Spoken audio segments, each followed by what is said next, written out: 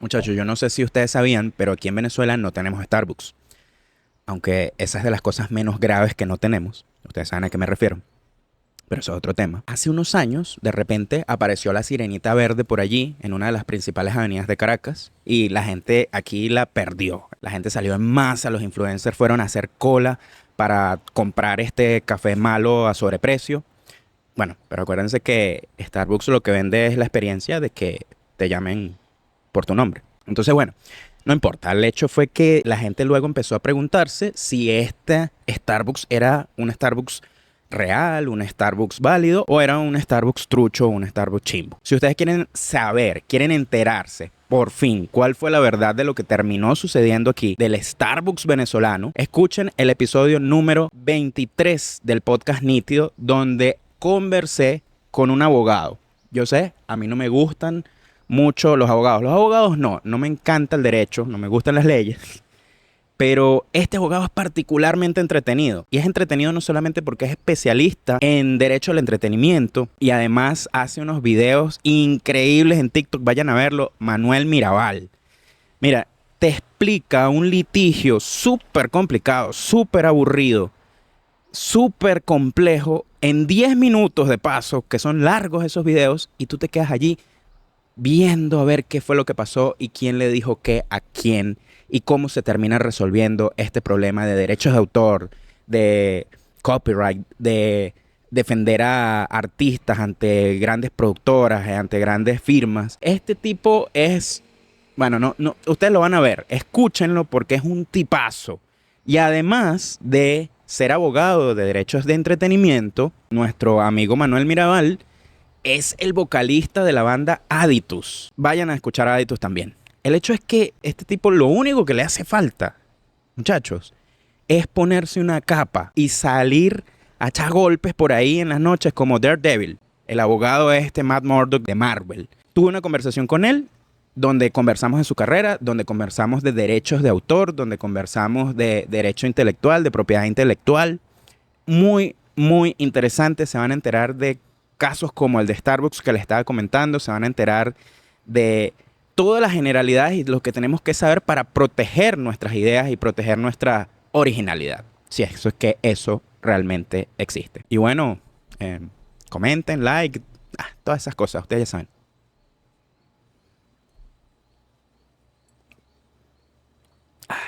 Este sí está bueno.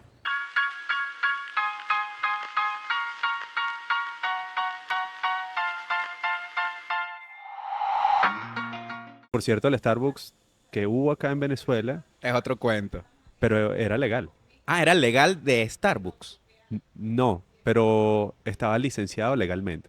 Eso es un mito urbano. La gente, no, que el Mm. Starbucks es ilegal. No, no, no, eso era todo legal. Ya. Claro, porque si no, ¿cómo existió? O sea, ¿cómo lograron poner una valla? ¿Cómo lograron poner un...? Eso estaba completamente licenciado bajo un programa que se llamaba We Proudly Serve, que es a ver, Starbucks funciona como franquicia Sí. y esto es como un subnivel de la franquicia principal en donde tienen que colocar el We Proudly Serve em, by Starbucks. Y es un programa en donde tú tienes que, bueno, firmar tu contrato Ya. de franquicia, tienes que adicionalmente a eso adquirir los insumos por parte de la marca de forma directa, tienes que formar a tu personal Ok. y ellos te dan los lineamientos de cómo se tiene que armar el mobiliario, todo. Ok. Y eso se licenció en Estados Unidos. El contrato no tenía ninguna restricción del territorio. Y Ok. lo que hicieron fue importar Wow. todas las cosas de allá para usarlas acá. Y Pero como, podían usar la palabra Starbucks. claro, claro, es que el contrato tenía eso completamente licenciado. Wow. Lo que ocurrió fue que, claro, al tener eso acá, como no había una operación directa, oficial de Starbucks, ni indirecta a través de algún franquiciado, eso empezó a dar ruidos. Quienes se encargan de hacer el seguimiento de ese programa en Latinoamérica es Nestlé. Ok. Cuando le preguntaron a Nestlé, Nestlé ni siquiera tenía el programa registrado acá en Venezuela, tampoco Starbucks de forma directa. De hecho, yo hice la última, bueno, en el año 2015 yo trabajé para una transnacional española que presta servicios de propiedad intelectual. Yo estaba allí Ujú. en la gerencia de mercadeo y yo hice las propuestas para el registro de Starbucks en toda Latinoamérica. Entonces estaba consciente de la cartera de marcas Ya. y claro, era un escenario de riesgo gigantesco porque creo que por el tema de las sanciones Ujú. no se podía tener una operación directa en ese momento. Y se vieron en la disyuntiva de, ajá, esta persona firmó el contrato, está todo, Sí, no le podemos reponer equipos porque Nestlé no tiene esto aquí, comunicacionalmente, ¿cómo lo trabajamos? sí. Y bueno, al final lo que ocurrió fue que la gente de Starbucks le pagó a quienes tenían el negocio allí en Ah, las como una Mercedes. retribución, como una... Les dijo, por favor, retira las cosas de allí y yo te pago. Ok, Entonces la gente dice, no, un mito urbano, eso era claro. ilegal. Y los venezolanos siempre aprovechándose. Y no es Sí, como el maracucho que hizo lo de Díaz Blito. sí, sí, sí, sí, sí, sí. Es totalmente distinto y sí se estaba haciendo de forma correcta. Uno normalmente dice que no hay vacíos legales, pero allí no es que había un vacío, sino que no había una regulación clara con el tema del territorio en Mm, torno al uso de la licencia. claro. Chamo, pero siento, ahora que me dices eso, uno, me siento culpable. ¿Por qué? Porque tú crucificas a la Claro, gente por un post. Porque viste algo y dijiste, esa persona, ese es un... bueno, independientemente de donde haya sacado el dinero, que eso es otro tema, lo que sea, tal cual. pero tú dices, son unos vivos, se están aprovechando de la ignorancia, se están haciendo y no sabes y omites una opinión a la ligera. Y eso es lo que me gusta de tu trabajo, que me hace decir, mira, pero detrás de cada cosa hay un montón de cosas que no sabes y que no está nada bien que tú andes opinando y diciendo y emitiendo juicios, sobre todo a lo que hacemos aquí, como para decir, para poner una posición sobre algo. Y siento que somos como muy duros, como que nos damos látigo y decimos todo lo que aquí sucede es horrible y es una cuestión shady, una cuestión que no debería estar pasando. ¿Te relacionas con esa opinión? Sí, de hecho, bueno, a mí me etiquetan cada vez que la gente ve un problema Sí, relacionado con propiedad intelectual, con alguna canción, con alguna marca, la gente me etiqueta, sí. me escriben al DM, me mandan los casos. A veces en buen plan, a veces, bueno, simplemente porque tienen dudas razonables, Claro, pero a veces la gente lo que quiere es ver el mundo arder. claro. Y en muchas ocasiones yo me he comunicado y he dicho, miren, yo no hago esto porque hay gente que ha tratado de contratarme también Ok, para hacer videos. Y yo les he dicho, miren, yo no hago esto porque alguien me pague. Yo lo hago si estoy completamente convencido de cómo están funcionando las cosas, hago mi investigación, veo que legalmente está todo de manera correcta y, y emito una opinión que muchas veces termina dando, digamos, resultados para conseguir soluciones. vale. Pero el tema de las redes, con cómo la gente crucifica, bueno, a ver, con lo de Diablitos. Ujú. Yo simplemente, la gente me empezó a etiquetar en la noticia y del chileno, bueno, el venezolano Maracucho, que se fue a Chile y en Chile hizo Díaz Blitos. Ok, Y claro, me empiezan a etiquetar, lo vi y yo dije, esto es perfecto para hablar de riesgo de confusión, esto es material para una clase. claro. Entonces, hago mi investigación. Cuando hago la investigación, bueno, veo cómo está la situación, la publico y después el maracucho agarró y lanzó, yo digo maracucho, yo amo Maracaibo, pero, pero me dio mucha rabia porque él agarró y hizo un video como excusándose y justificando todo lo que estaba haciendo pero de manera completamente abierta y admitiendo la ilegalidad de todo. Y yo hago después otra réplica y él después contrató a un comediante slash influencer venezolano que está allá Ok. y armó una matriz de opinión y entonces dijo, no, que es que Manuel, como trabajó en el SAPI, entonces esto es un tema Político, político claro. y entonces ellos son los malos y nosotros somos los buenos y estamos haciendo, y yo como que esto no tiene nada que ver. Y en Sí, ese momento mucha gente agarró y me empezó a escribir cosas feas a mí. En plan, claro. eh, no es posible, jamás pensé esto. Y la misma gente me empezó a defender. Y después yo hice un video de respuesta y dije, miren, sí, fui funcionario público, felizmente acepté un cargo y felizmente renuncié Claro. cuando ya sentí que no quería, digamos, continuar allí. No hice nada de lo que me arrepienta, no hice nada que me quite el sueño Claro. y simplemente, bueno, yo no fui a ninguna marcha porque yo dije, yo aquí no vengo a hacer política, yo vengo a trabajar. Y eso fue algo que, digamos, durante la gestión, inclusive la gente puede dar fe y no importaba el color, si era blanco, negro, rojo, azul, a todos los atendía, el registro de derecho de autor salía en un día, Es que Manuel, al final nosotros vivimos aquí. claro, Y hay, o sea, y tú no puedes abandonar todos los espacios y decir, bueno, porque aquí esté pasando un problema político, entonces hay instituciones y hay asuntos que simplemente, bueno, yo no puedo ni siquiera vincularme de ninguna circunstancia, porque por ejemplo, entonces tú no pudieras ser profesor, por ejemplo, en la UCB, claro. que es una universidad pública. Ah, bueno, pero y ese dinero que recibe la UCB, ¿de dónde viene? Viene del Estado venezolano. Y, y ¿qué vas a hacer? ¿Sabes? O sea, vas a decir, no, yo no hago nada que sea público o nada que sea institucional. ¿Cuál sería la posición? Mira, yo creo que evidentemente todos estamos conscientes de la realidad en la que vivimos Claro, y el tema político es delicado.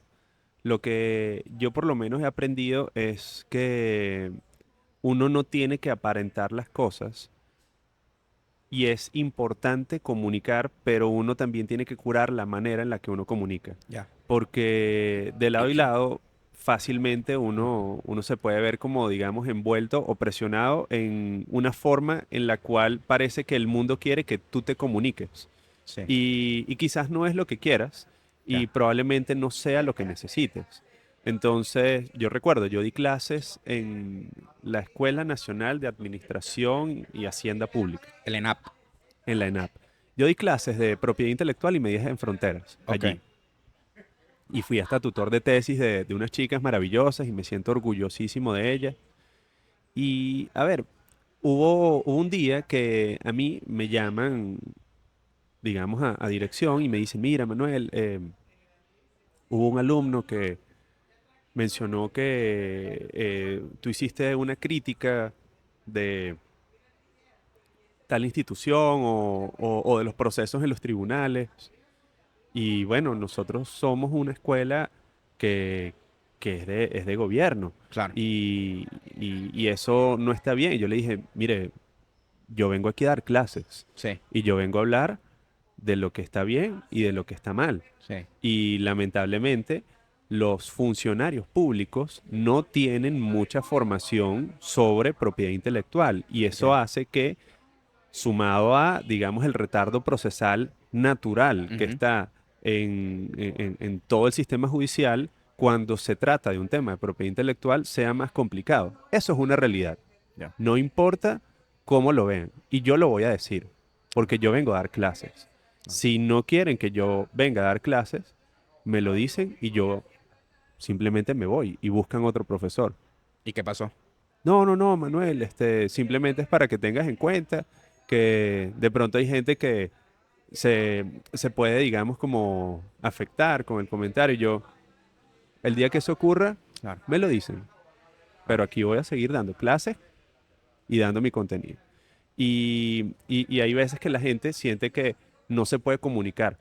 Y no, yo creo que es un tema de las formas. Ok. O sea, yo no es que llegaba a la clase y decía, el sistema no funciona, Mm, porque si no, entonces, a ver, ¿para qué doy clases o por qué ejerzo el derecho?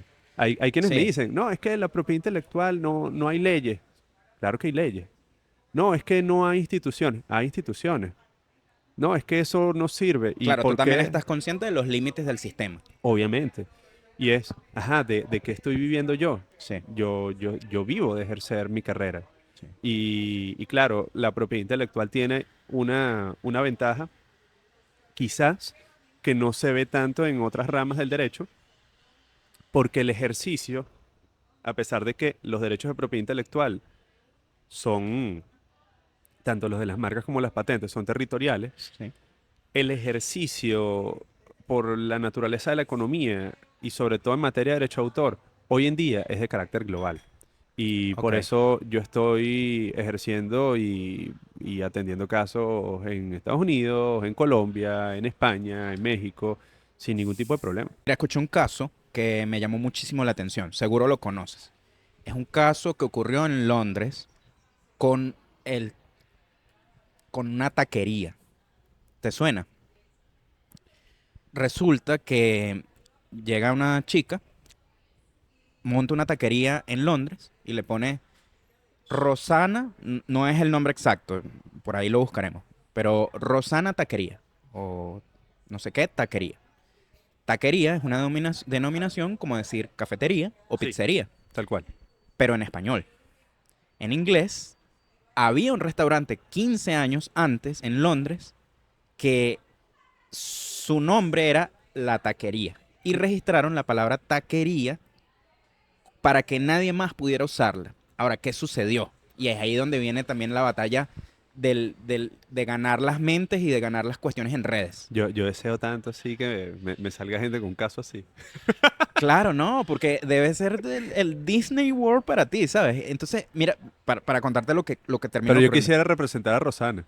Claro, pero es que Rosana, el mundo la apoyó. Claro, Todo el mundo como que, ¿qué olas? ¿Cómo vas a agarrar la palabra taquería? Es que la tenemos registrada y entrevistan al dueño, no al claro. dueño, como a los dueños actuales o a los representantes actuales. Y él dice, nosotros registramos la palabra taquería. Y luego él alude un caso donde dice, sí, pero es que una persona pidió un taco que tenía o no gluten y entonces se confundió y lo pidió de la Rosana Taquería pensando que era un producto mío que no tiene gluten y entonces lo probó y casi se muere. Entonces ahí hay una confusión porque la gente aquí en Inglaterra no entiende qué es taquería y entonces pensaron que lo estaba pidiendo a mí y casi la matan, casi la matan. Y entonces este señor llega y dice, nosotros, yo entiendo que la palabra taquería en español signifique eso, pero aquí es nuestro restaurante y así se conoce porque aquí la gente habla inglés. Y el mundo, loco, internet, espermutó en redes, así como que cómo es posible, los mexicanos sobre todo, que se agarraron la palabra taquería y que nadie puede usar la palabra taquería en Inglaterra. Dado este caso que te estoy dando, si quieres desmenúzalo y dime qué entiendes o qué deberíamos entender de allí. No, mira, allí esto es sencillo. Ok, El primer problema fue de la oficina de marcas de Inglaterra. ya. Allí, digamos, que uno vea algo registrado Ujú. no significa que esté correcto. Ya. De hecho, con los derechos de autor inclusive pasa que el derecho nace con la obra, con la creación y no con el registro, a diferencia de las marcas. Ok. Y justamente por eso tú puedes tener un registro, un certificado de derechos de autor de algo, Ujú. que al final eso no es una obra y no debería tener ningún tipo de derecho de autor. Ok. Entonces, partiendo de eso, hay que entender que el funcionario se puede equivocar. Ya. Listo. ¿Qué hay que hacer? Bueno, simplemente agarrar y solicitar la anulación del registro por falta de distintividad. Porque Mm, inclusive cuando tú vas a solicitar una marca y está en otro idioma, se supone ujú. que a ti te deben pedir la traducción. Mm, No importa, O sea, el cuento de, no, mira, es que aquí hablamos inglés, o sea, eso fue un Claro, cuchillo de cartón horroroso, claro. sobre todo tomando en cuenta que es un producto inclusive de habla hispana Sí. y estamos hablando de algo súper popular. Entonces, No, y ellos eso ya no es habían registrable. ganado a varias taquerías que habían salido antes de esta chica Rosana, no sé. Ya habían ganado. Y le dicen algo así como que, mira, pendiente que esta gente, cada vez que sale alguien y le pone taquería, lo quitan y le mandan un petitorio de estos, una... No, no, no. De hecho, inclusive eso genera un caso de, eso, bueno, aquí en Venezuela está en el artículo 1185 del Código Civil, donde tenemos el hecho ilícito. Sí, El primera parte habla de el hecho ilícito cuando se genera un abuso en el ejercicio de un derecho. ok, Y es justamente acá. O sea, una persona alegando un derecho que aparentemente tiene porque hay un registro, porque hay un certificado, sí, lo que está haciendo es violando realmente el funcionamiento del libre mercado. ya. Y eso inclusive es competencia desleal. Entonces, ¿qué es lo que hay que hacer? Bueno, tú de repente puedes decir, mira, ya va. Inclusive aquí hay algo parecido Ok. con pepitería. Pepitería, ok. Este, la pepitería, bueno, yo conozco aquí por lo menos 4 o 5 pepiterías, Ujú. eh, de las cuales podría recomendar dos. Pero hubo uno que registró Ajá, la marca Pepitería, ok, pero realmente el nombre Pepitería no es apropiable. claro. Entonces, ¿qué es lo que puedes registrar? Lo que puedes registrar es los elementos distintivos De la pepitería. de esa pepitería. Entonces tú dices, bueno, mira, este es un logo con una P, que es de esta manera, con estos colores, con esta Claro. identidad gráfica. Entonces, si alguien está utilizando esto para un negocio de comida, así, tú puedes oponerte, porque hay otros elementos de distintividad, pero no es el nombre en sí. Una pregunta, y en función de eso, a mí me parece frustrante el hecho de que, por ejemplo, una empresa como Coca-Cola registre un color No, no y... es registrable. Eso es mentira. Ah, es mentira. Ah, gracias, porfa, explícame eso. ¿Qué es lo que está pasando ahí? Porque yo lo escucho, claro, de nuevo vainas que uno escucha y uno no se detiene a investigar qué es lo que está pasando. Y tú dices, no, el color rojo es de Coca-Cola y no se puede usar. Y tú dices, pero ¿cómo es posible que eso suceda? No, no, no. Ok, No, tú lo que puedes hacer es reivindicar ya. el color. ¿Qué significa eso? En el momento en que tú vas a registrar una marca, tú tienes que decir qué cosas son, digamos, registrables. O sea, qué cosas reivindicas de allí y qué cosas no. Ya, Ejemplo, aroma di café. sí. Tú dices, bueno, mira, yo quiero que el... Yo estoy registrando tal cual, aroma di café, pero no se reivindica la palabra café. Ok,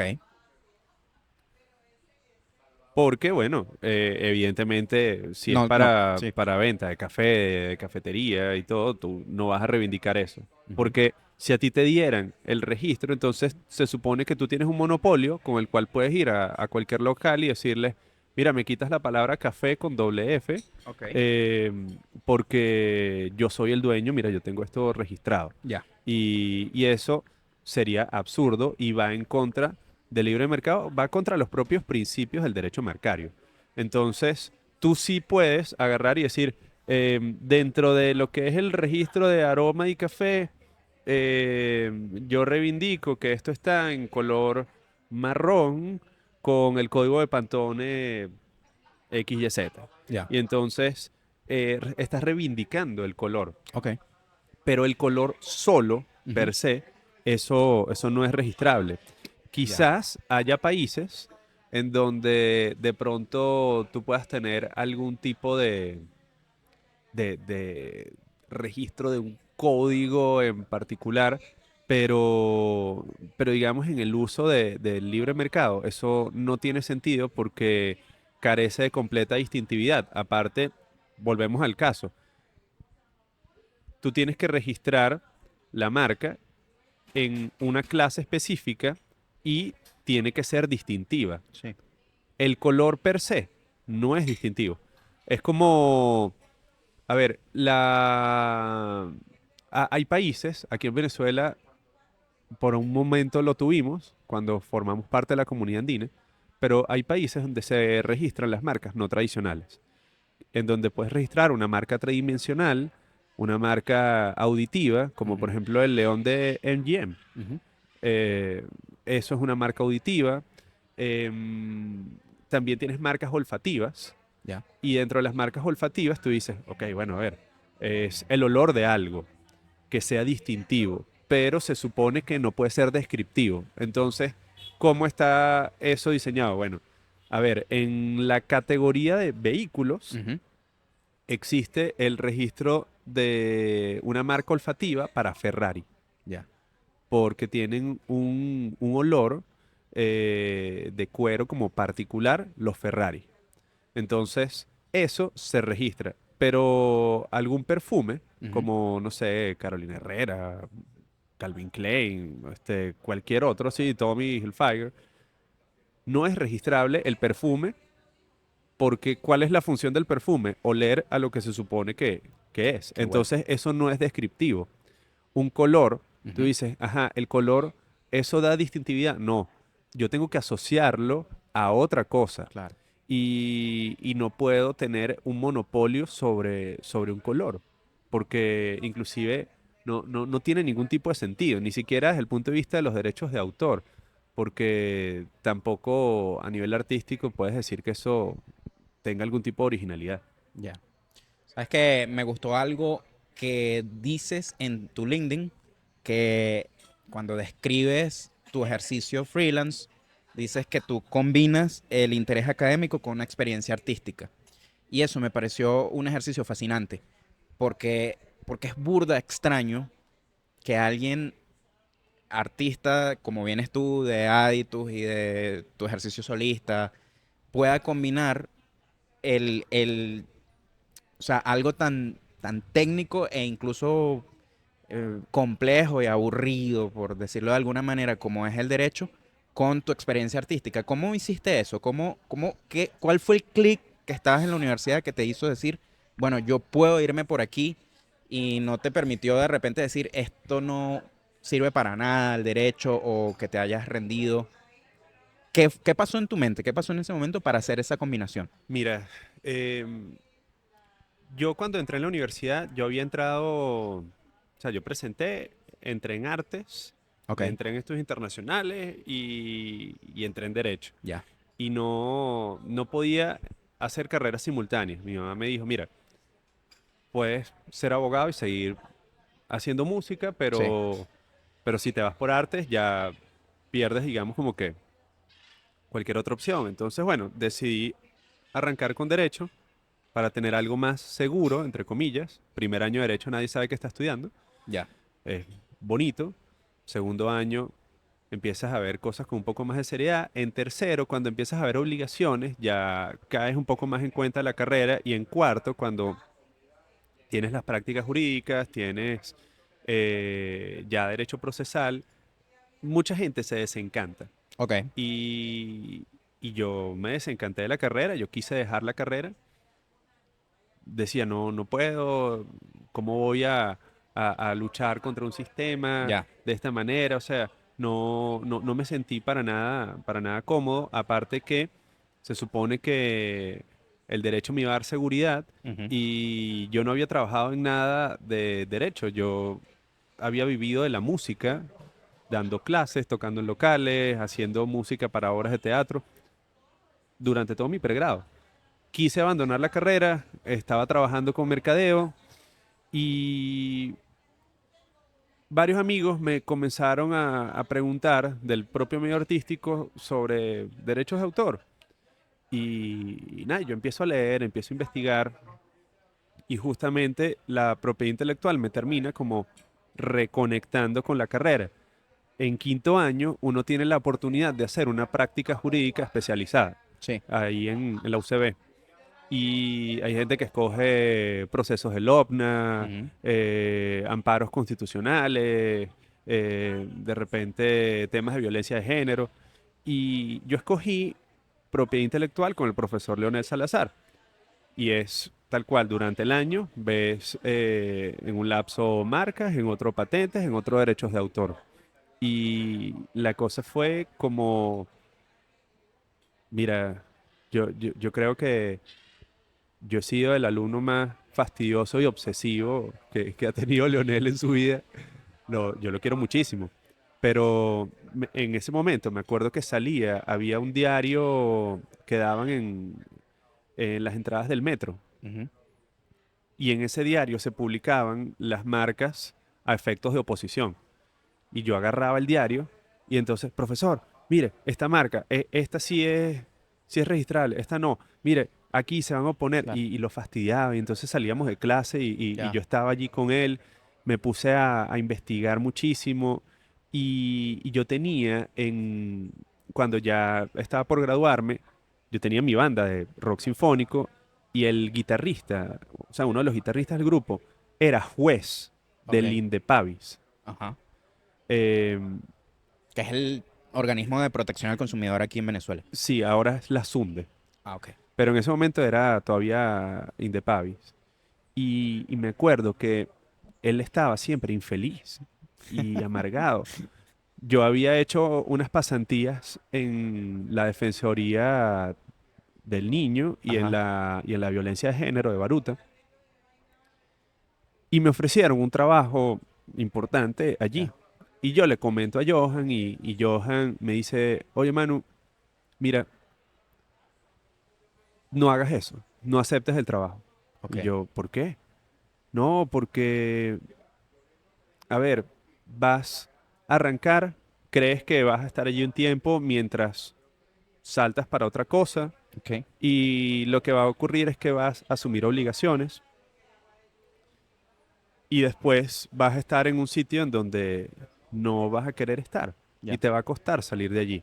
Si tú quieres hacer propiedad intelectual, enfócate en eso de una. Ok. Y recuerdo que yo agarré y preparé el currículum y tal cual solo envié currículum a escritorios de propiedad intelectual. Este, y fue así como que dije, no, de una. Recuerdo que ¿Y tenía sentido económico eso? O sea, tú decías, ¿esto puede dar dinero? no, no, O eso estaba en la ecuación en ese momento cuando lo pensaste? no, no, para nada. Y recuerdo que cuando comencé a enviar el currículum, Ajá. hubo sitios que nunca me respondieron, hubo algunos que sí. Recuerdo, y jamás se me va a olvidar, una entrevista, eso es una firma, se llama Boletti Terrero, una firma importante de acá. Y yo voy porque mi mamá es adiestrador canino Sí. y le había entrenado unos perros a una de las personas que trabaja allí, no sé, alguna de las socias. Me llaman, voy a la entrevista, subo ahí en el ascensor, llego a las oficinas, el piso era como mármol sobre mármol sobre mármol, bibliotecas así gigantescas, yo sentí que estaba, digamos, como que en, en un sitio como de la realeza, ¿no? Claro, claro. Bien fancy. Era súper fancy y me hicieron esperar como casi 2 horas. Ok. Y luego cuando llega la persona a atenderme, me dice, ah, ¿tú quién eres? No, soy Manuel Mirabal. Ah, ¿y qué haces? Bueno, yo envié mi currículum. Ah, sí. Ah, tú eres el hijo de la de los perros. Mm, Así. Y en verdad me sacudió. claro. Y yo salí de allí, salí súper, súper frustrado. Y yo decía, bueno, es que claro, no hice pasantías en esto de Claro. antes, es más difícil. En mi currículum está que lo mío es mercadeo y propiedad intelectual. ¿Cómo hago? Y de repente me llaman de esta firma transnacional, se llama Ujú. Clark Moretti y compañía,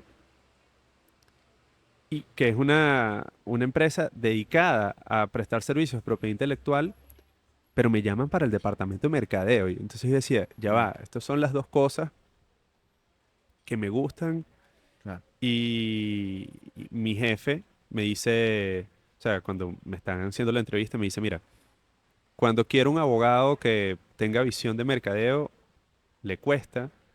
Cuando tengo a alguien de mercadeo que quiero que tenga visión legal, le cuesta. Ujú. Y yo no entiendo de dónde saliste tú. Claro, con esta forma tan integral de hacer. Me, me agarró, me formó, me querían en legal, me querían en otros departamentos y él peleó porque en las firmas normalmente trabajan por áreas. Ok, Entonces, saben hacer como determinados procesos, más no el todo.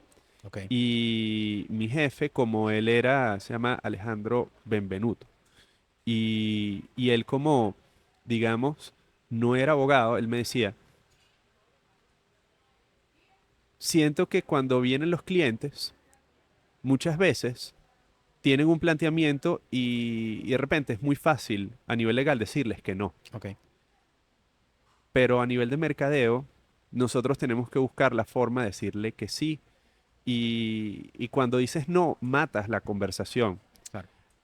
Como yo no entiendo a veces el detalle de esto, necesito que te aprendas todos los procesos de la empresa. Ya. Porque cuando venga el cliente no quiero que alguna de las personas encargadas de las áreas lo atienda. Quiero que seamos nosotros.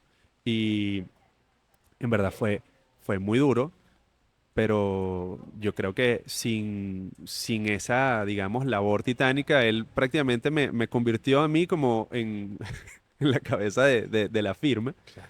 O sea, el know-how completo. Y bueno, en paralelo a eso hice mi posgrado de mercadeo, hice mi posgrado de propiedad intelectual. En el propio ejercicio profesional fue así como si me hubiese puesto unos patines y ahí está la pista. Claro. Y bueno, he hecho cantidad de cosas, de estudios, también muchos proyectos que de repente yo les decía, aquí hay negocio, aquí hay oportunidad. No, no, no, eso no creemos que valga la pena y cuando de Claro. repente empezaron a ver los resultados, ya las cosas empezaron a cambiar. Así me Claro. ha pasado con muchos proyectos. Sí, entiendo que el éxito no es algo como secuencial, sino es exponencial. O sea, Sí, tú estás haciendo cosas, cosas, cosas, no le ves, no le ves, no sabes por qué lo estás haciendo y de repente ocurre un elemento, un hito que hace que explotes y te pase lo que me estás contando ahorita, que de, no sé, de este año para acá, de 2 años para acá, pues están ocurriendo un montón de cosas en tu carrera que te están llevando a esa exponencialidad de éxito por ponerle una etiqueta. sí, bueno, de hecho, a ver, el año pasado me ocurrió, Ujú. voy para Colombia por temas de visado para después un caso que estoy llevando en Estados Unidos y estando en Colombia, un día agarro y digo, oye, estoy aquí.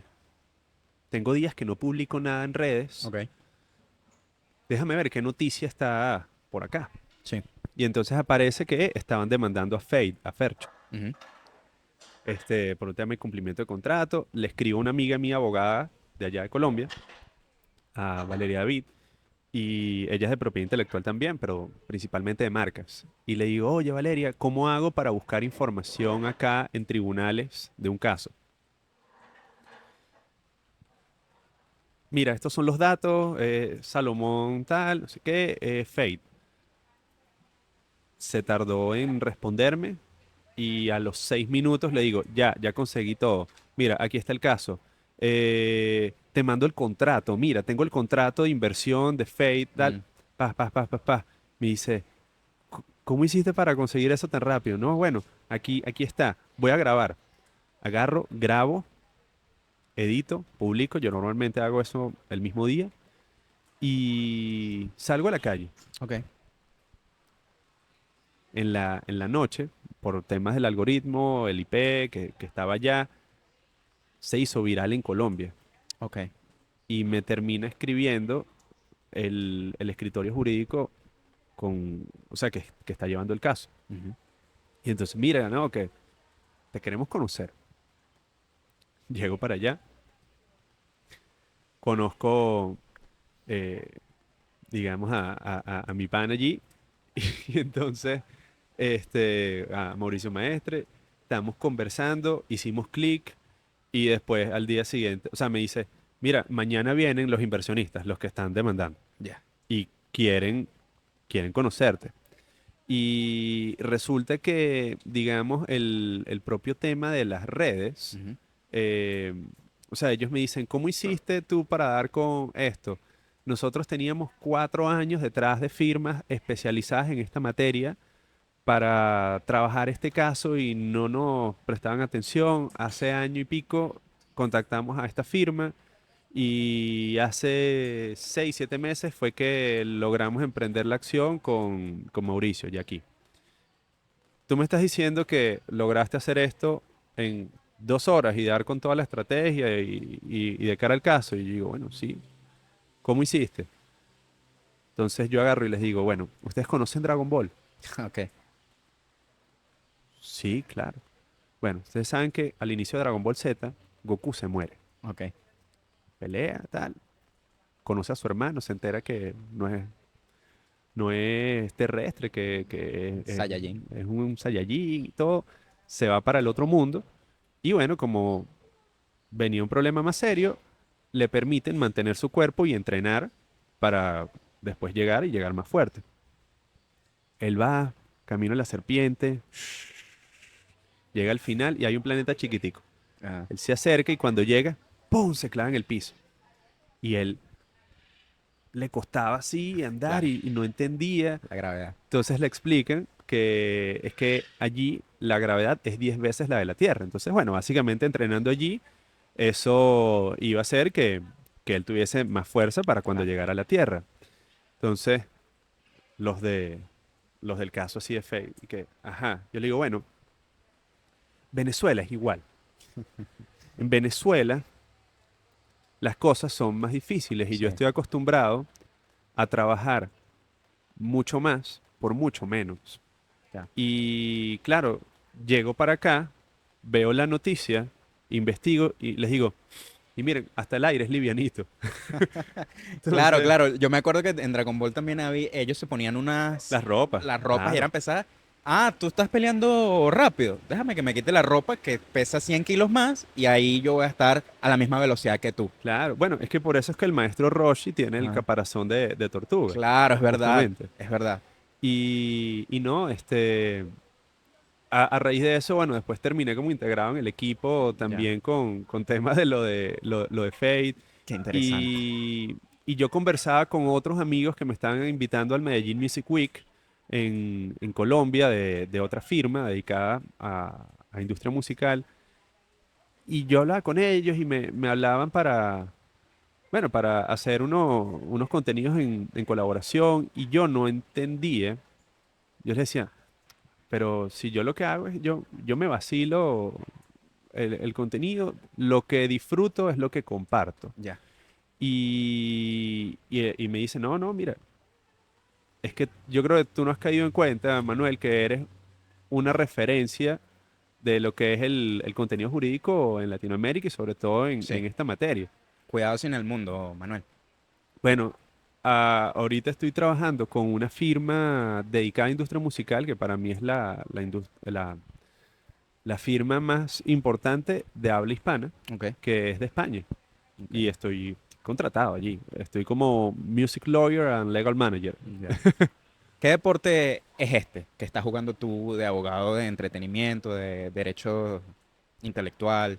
¿Cuál es el deporte o cuál es la práctica? Si lo pudieras con... Por ejemplo, te lo pongo así. Haciendo podcast, yo me he dado cuenta que mi deporte es ping pong. Ok, Sí, yo juego ping pong a cierto nivel. No soy profesional, pero soy bastante bueno como para que si juego con un profesional, podérsela devolver. claro, Para que sea divertido para mí, necesitas tener cierto nivel para poder devolver la pelota y que claro. sea divertido. El podcast es eso. O sea, yo necesito a alguien que devuelva la pelota bien y yo lanzarle ciertos mates para que él también devuelva. Yo en podcast es ping pong. Lo que tú haces, ¿qué deporte es? ¿O qué práctica? Mira, no sé, yo creo que es como jugar Super Smash en Nintendo, Ok, ok. algo así. Este, realmente yo, a ver, mi posgrado, el principal, es especialista en propiedad intelectual, Ya. pero yo hablo de esto como derecho al entretenimiento, pero yo Ok. digo que es derecho entretenido. O Ok, sea, ok. no hay nada más divertido en mi caso que ejercer la carrera, porque Ya, pero explícame la analogía del Super Smash. O sea, yo entiendo el juego, lo he jugado, sí he jugado, pues. Pero... tú tienes chamo. No, no. Por ahora no. Ok, ok. Em, Mi primer trabajo Ajá. oficial, aparte de entrenar perros con mi mamá desde que tenía como 7 años, Ajá. mi primer trabajo fue el trabajo de ensueño de muchos niños. Yo trabajé en una tienda de videojuegos Qué a los 10 maravilla. años Ok. y era la época en la que estaba saliendo el 64, Ajá. Play 2 y tal. Y era la época en la que la gente pagaba por un tiempo. Sí, sí, alquilabas media hora, Alquilaban una los hora. juegos también Sí, el sí, fin sí, de sí. semana y cosas así.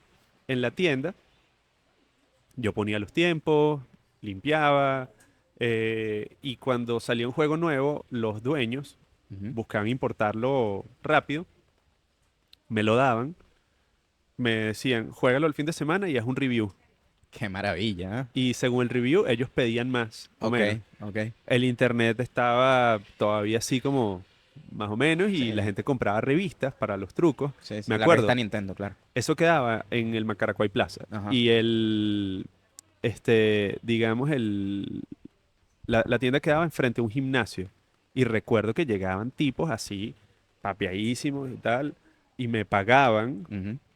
por el decirles cómo, no sé, pasar el templo del agua en Zelda. O sea, cosas así. Ok. En esa época yo llegué a participar en torneos de Super Smash. Ok. O sea, yo Ok. recuerdo, digamos, el juego. Y es interesante porque en Super Smash tú tienes distintos personajes, Ujú.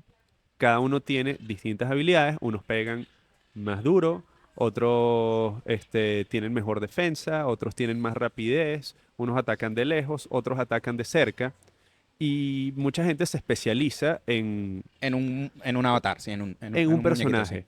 Pero lo interesante y lo que te hace un buen jugador es entender Ok. cómo, según cada personaje, tú puedes conseguir el mejor resultado posible.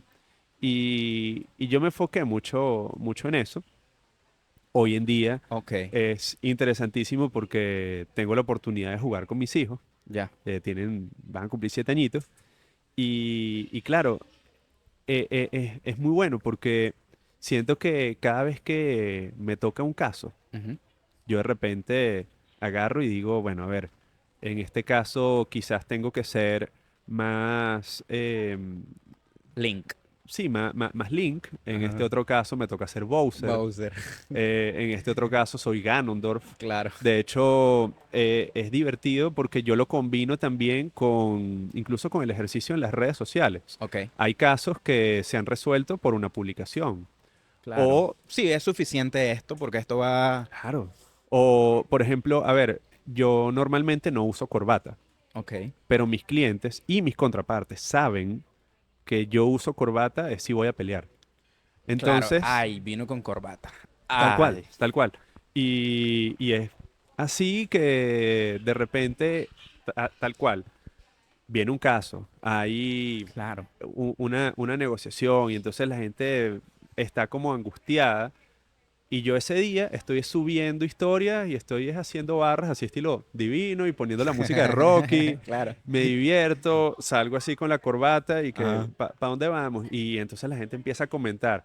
Tal. Y cuando llego a la reunión, llego y es como, tu batalla, tú no la ganas en el momento en que estás peleando.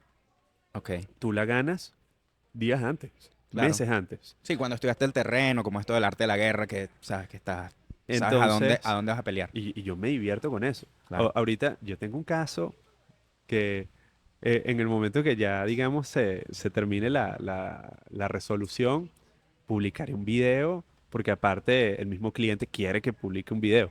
Claro. Pero es un caso en donde una, una abogada Sí. estafó a unos clientes alegando que estaban infringiendo los derechos de una marca y cuando voy a ver los certificados es como no, o sea, tu marca está registrada, pero Ujú. no tienes protegido el nombre, Ok. porque es un nombre genérico como tipo pepitería Ujú, o ujú. taquería. Y bueno, a ver, la abogada había cuadrado con otra gente, el cliente estuvo a punto de firmar un contrato porque no estaba bien asesorado, cantidad de cosas. Y la abogada, mi trabajo fue también desestabilizarla Ok. y se logró. Y se logró y comenzó, digamos, a decir cualquier barbaridad. Yo dije, listo, aquí está.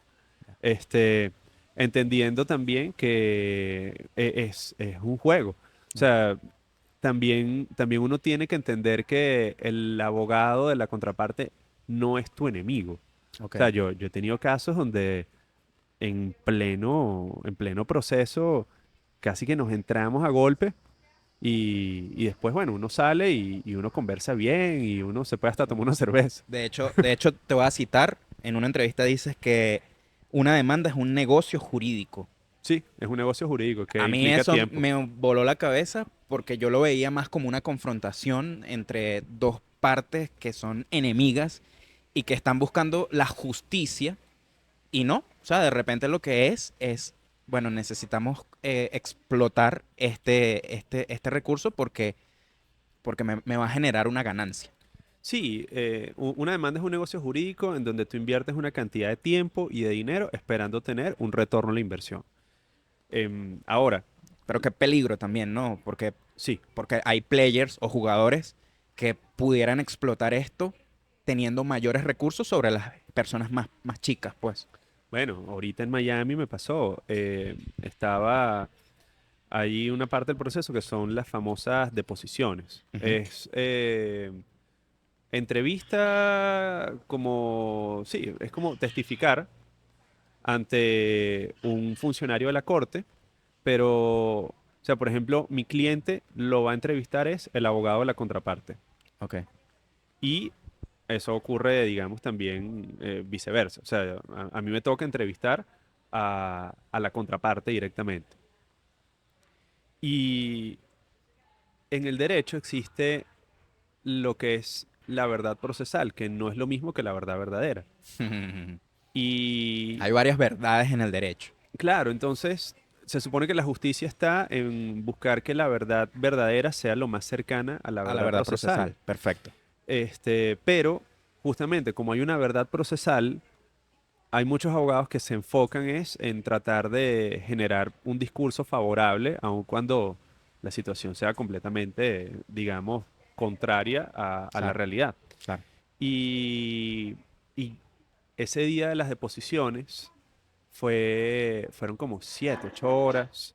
Eh, Mi cliente es una persona que le cuesta estar, digamos, como tranquila. O sea, tú lo tienes 20 minutos tratando de conversarte de una cosa o forzándolo y tú lo vas a ver que es inquieto y Ujú. como que se altera. Y es un caso en donde literalmente tuvo toda su vida estafado, o sea, fue muy duro. Y entonces le hacían preguntas, era en inglés, no maneja el idioma, había un traductor, el traductor no, Todo en su contra. o sea, le costaba por la naturaleza de la materia, Sí, porque hay términos que cuando los traduces no es exactamente igual y ocurre con los derechos de autor. sí. Copyright no es exactamente derecho de autor. Ok. Y, y claro, mi cliente agarró y conversando empezó a llorar totalmente quebrado emocionalmente del proceso, ¿no?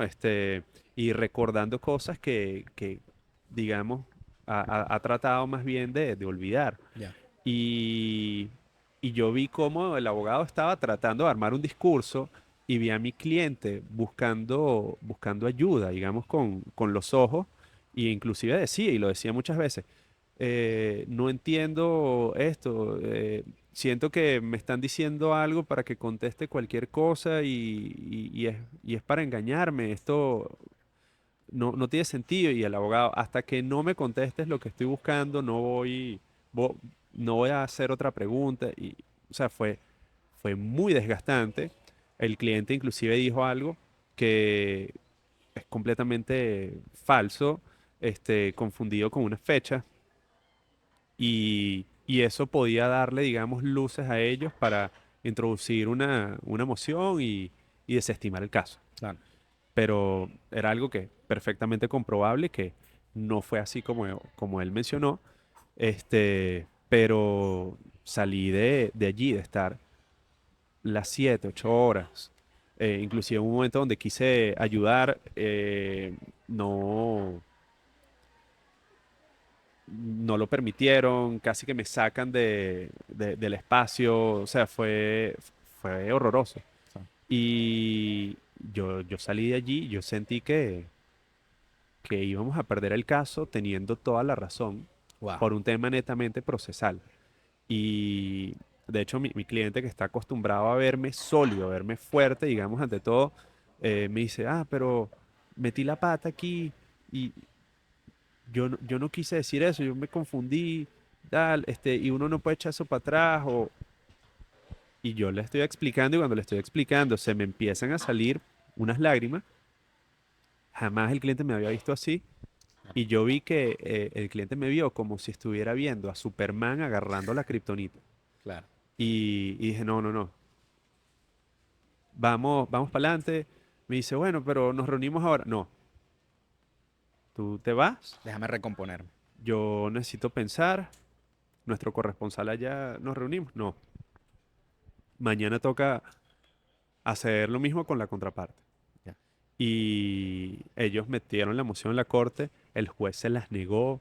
eh, entonces levantamos, la contraparte dijo cosas que al final terminaron sirviendo para uno avanzar en el caso y wow, ha sido, digamos, una locura. Pero, a ver, lo que tú decías de no, no tener como que la confrontación directa con el otro, sí me ocurre un poco y es que yo no tomo ningún caso en el que yo no crea. Y Ya. cuando tengo un cliente que de repente está haciendo algo malo, simplemente le digo, si No. tú quieres mediar, estoy. Claro. Si quieres que te defienda ante un proceso así, no estoy. Daredevil, Matt Murdock, que Sí, sí, eres tú. sí. De hecho, es uno de mis Sí, superhéroes sí, sí, sí, favoritos. claro, me imagino que debe ser tu, Lo amo. O claro, sea, es ese, ¿sabes? Porque es el abogado y estoy utilizando este poder para defender causas que en realidad yo quiero defender y que creo. estoy sufriendo pues tengo como 2 episodios que no estoy al día ahorita con la serie. Ah, pero la nueva esta, no, Sí, yo sí, no la he sí. visto, ¿qué tal? No, es buena, es buena, es Porque buena. es que la anterior es tan buena, es tan increíble No, no, no, que muy yo buena. dije, bueno, aquí ya me contaron la historia de este señor, ya es suficiente. No, no, no, está increíble. Aparte hay un paralelismo que yo creo que no fue adrede, pero es inevitable entre Donald Trump y Wilson Fisk, que ahora es Claro, el gobernador. claro. Tú dices, no puede ser que sea tan igual en la forma, digamos, de pensar y de Sí. accionar. Entonces tú dices, no, Lo puedo ver, lo puedo ver, me lo puedo imaginar. Oye, la voy a ver. Para terminar la entrevista, pana Manuel, ¿qué es lo que te hace a ti ser tan bueno en lo que haces? ¿Cuál es el elemento tuyo de tu personalidad o de tu trabajo personal que tú dirías, esto es lo que me hace a mí ser tan bueno? mira, va a sonar hiper cliché. Yo detesto todas las cosas así que son como frases cliché, pero evidentemente creo que es simplemente disfrutarlo. O Ya, sea, yo sí. me divierto, lo disfruto. La semana pasada me llamaron unos clientes para un, un proceso de una grabación. Terminé con ellos en la sesión, grabé voces, terminé aportando para unas letras. Entonces después alguien echó un cuento de un problema que tenía y salió otro caso. es como realmente lo disfruto y no sufro. No. Sí, Eh, no se siente como trabajo. no, es trabajo porque es tiempo, Ya. pero realmente lo disfruto. Y procuro que eso sea así porque cuando llego a la casa o, o mientras estoy en la casa trabajando, yo procuro siempre de tener tiempo activo Ujú. y amplio para compartir con mis hijos. Ya. Y mis hijos saben en lo que trabajo, saben cómo trabajo y de hecho hasta les ha pasado que de repente los chamos van a un sitio y dicen, no, esto no, Ya eso, saben. eso va en contra de los derechos de autor. O se le aparecieron unos Wow. personajes, unas payasitas así en un sitio y, ay, nosotras somos las payasitas de siempre. Que Y no. no, Ustedes no. ustedes no son. Gracias, mi pana. Excelente, disfruté mucho y se me hizo muy corto este hora y 15.